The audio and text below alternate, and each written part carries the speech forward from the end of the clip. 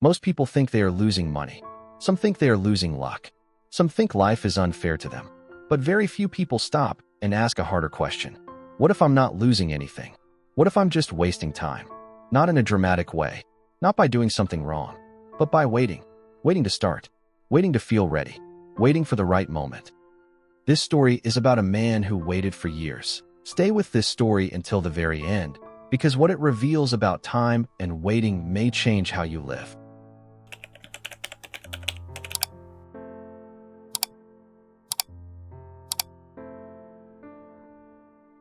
His name was Omar. Omar was not special. He was not talented.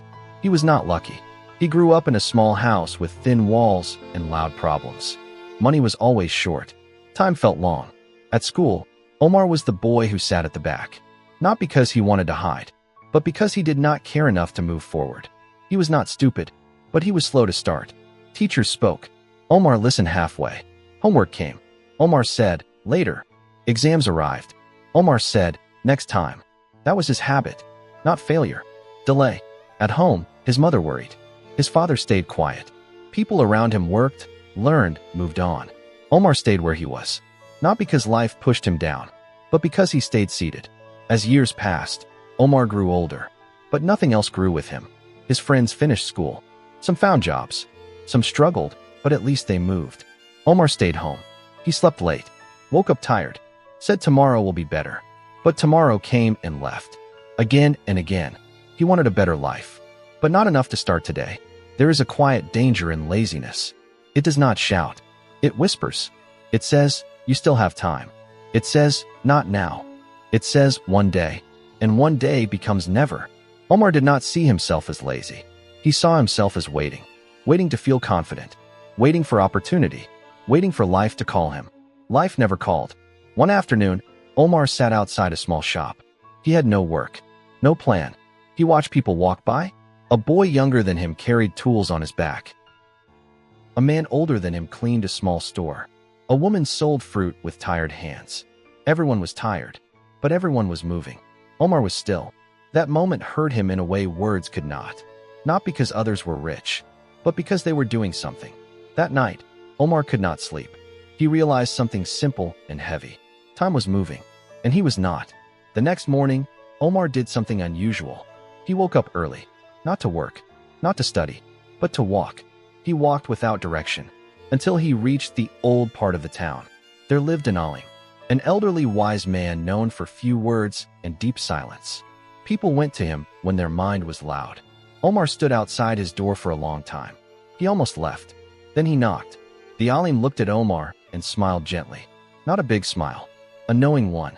Why are you here? The alim asked. Omar hesitated, then spoke honestly. I am wasting my life, but I don't know how to stop. The alim did not reply quickly. He poured tea. He sat.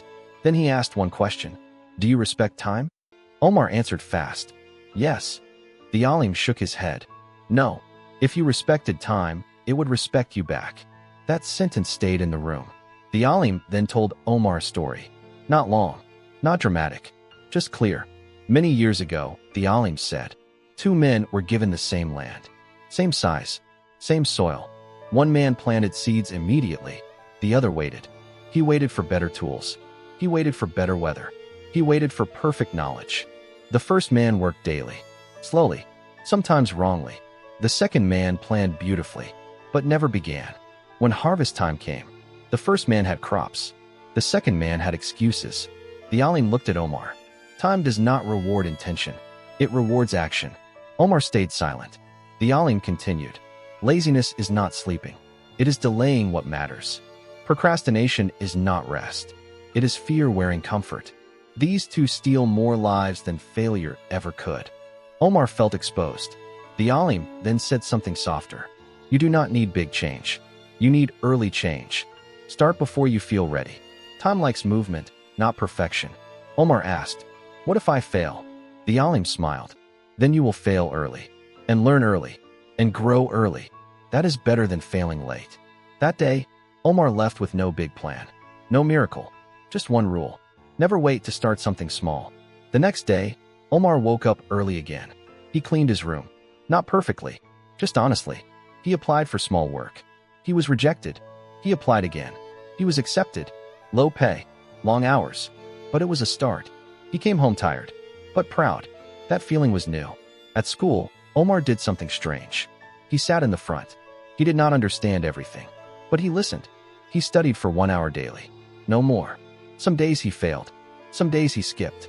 But he returned. Time passed. Not fast. Not slow. But meaningful. Omar noticed something. Time felt different now. Because he was using it. Money slowly improved. Not suddenly. Grades slowly improved. Not magically. But his life had direction. That changed everything. Years later, Omar passed the same shop where he once sat doing nothing. He remembered that version of himself. Not with shame, but with understanding. That Omar did not need motivation. He needed respect for time. Here is the quiet truth. Waiting feels safe. Starting feels risky. But waiting costs more. You don't lose life in one day. You lose it in small delays. One tomorrow at a time. What is one thing you've been waiting to start for too long? If this story spoke to you, like the video and subscribe. Another real story is coming next.